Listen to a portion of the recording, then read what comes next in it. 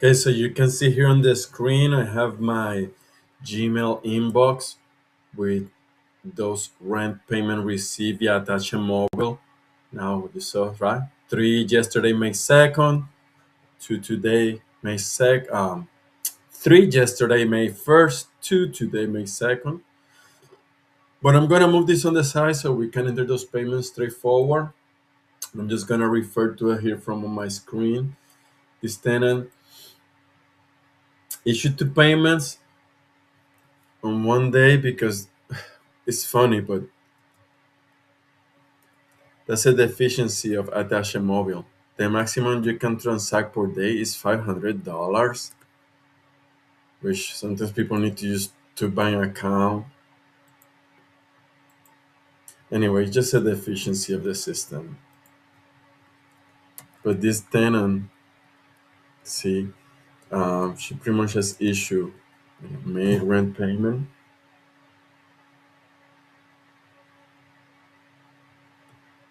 Okay. I was wondering why it shows. Because I need to select all actually. Let's do it. Select all. Yeah, I have already received rental payments from another tenant. So I'm gonna stick with the system, right? But I could have very well made up to this here, 615. Actually, makes more sense, right? Because despite of being two transaction, it was the same person. Now sometimes it's a husband and a wife, then I split them. But if it's by the same person, oh, you know what, no big deal. Then I have here Karina. I also received a payment. In this case, for example, look, Karina, I received a payment yesterday for one amount and today for another one. So that one, in that case, um, I will make definitely the two entries.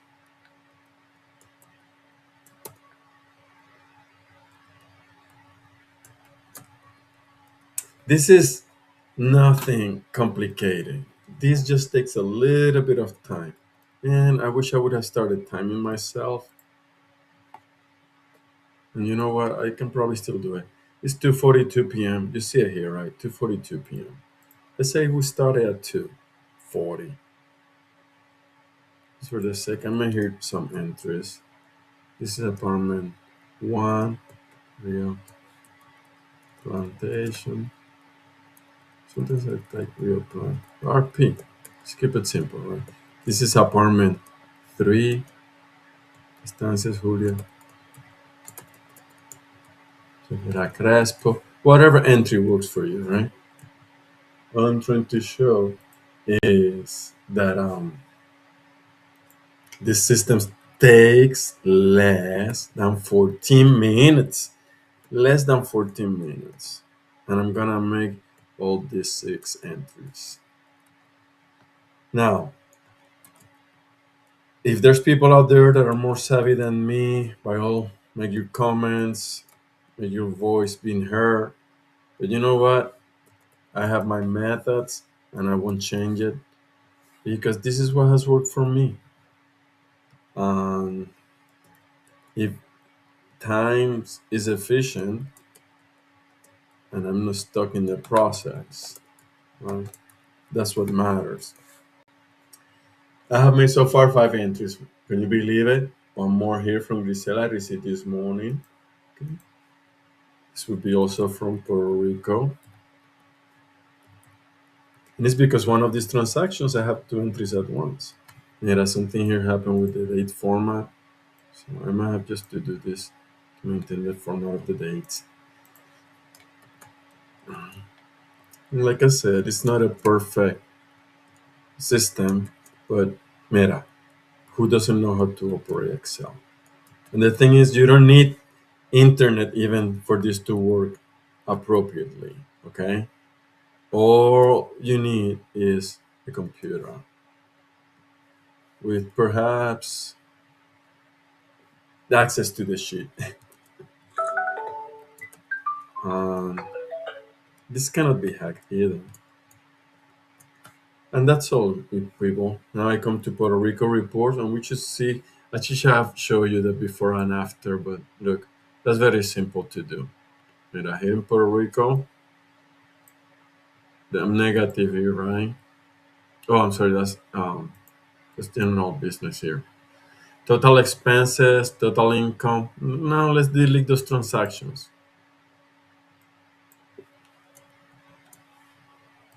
Let's see how that changes. Oh, look at that. How my net loss, my net income and net loss change. From there,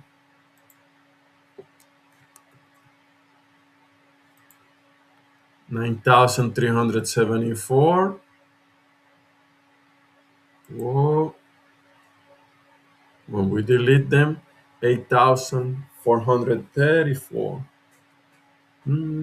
So the master transaction law works. Yeah, people. Now with the entries once again, and I'm gonna go to the report 9,374 there. Gonna delete it again just for the sake of let's delete it again, right? I have just deleted it. 8,434. Let's see how much increases rental income. Okay. Rental income 11,906. Now with the three entries, one more there. The rental income 12,846. Isn't that beautiful? I mean, it's pretty straightforward. Then the same with the expenses. If there were to be any expenses that I am not tracking, I have not made any payments this week for vendors in my rentals. So I'm not making those payments entries here, but you can tell this actually my business is performing. And overall, the general business expenses and the property that my mom resides, which I also pay HOA. By the way, let's make that entry. Let's make that entry. Let's say my mom is gonna pay that, yeah, sometime this week. And you see it here, Riverside Plaza. This is for HOA. Let's do it again. A description, HOA. I pay normally from, in this case, will be for May through July. And here from the drop down menu, because it's there already as an HOA fee. This one is for 95.15 every 3 months, and I pay with First Bank. I do a check. It's not a capital gain, so you could either leave it blank, 3 months, okay, or I can do Q2 2026. That's just for mine. And at some point, it will be a check payment. I'm gonna do the same. It's there. I'm gonna delete it. When I'm gonna go to Puerto Rico, I'm sorry, that's Florida. Let's see here specifically for HOA. You can see there's only one entry for Riverside Plaza that was Q1 2026 already show payment. So we'll see how that changes by adding now the transaction to the MTL. Here's I'm added the transaction. Gonna go back to Puerto Rico report, and you can see how the HOA fee has increased now to $990 with 30 cents, right? Because the anticipated payment that I already made for the second quarter of 2026. That's how simply straightforward this MTL works. And right now its time is 2:42. I show you 2:42. Now time is 2:49 p.m. So 7 minutes. Look everything I was able to do here. And why I cannot do this then twice a week, perhaps, if right now only took me 7 minutes be caught up with my entries for rent collection these past 2 days. Um, Normally, beginning of the month, due to rental activity, are the most utilized. But you know what? Also, as a housing operator, I have the flexibility to choose when to collect the rent. I have a couple of tenants, actually three tenants, who decide to pay by half the month, and I have no issues with that. I just come here, during those days, the 15th, 16th of the month, and I do my entries, which I invite you to do. Do your entries, you're always caught up with these reports for your CPA at the end of the year. Or let's say, there's at the beginning of the year, you have your CPA's reports there on some other notes here. But yeah, this is it. My net income loss sheet is $8,900 here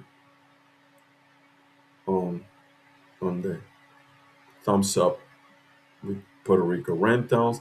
Florida, I think I'm down. Yeah, I'm down 2 grand for many reasons. Septic systems being very friendly. You can see those huge expenses here, right? The repairs. Anyway, look at that. Boom! $4,900 so far when it comes to this year. $4,900. Ouch. To repairs. But anyway, guys, that's pretty much it. That's and of course, like any good system, a dashboard summary. The dashboard summary here, um, mm, I mean, it is what it is, right? Dashboard summary. Right? 80, like I said, about 85, 22 here.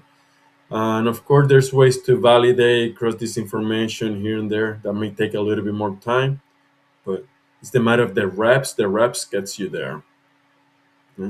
Way to cross-reference the data, the information from your invoices, from your statements, from your inbox on those Gmails. Just keep up with your bookkeeping. Stay up with it on a weekly basis and enjoy lots of free headaches during tax season. That's the objective.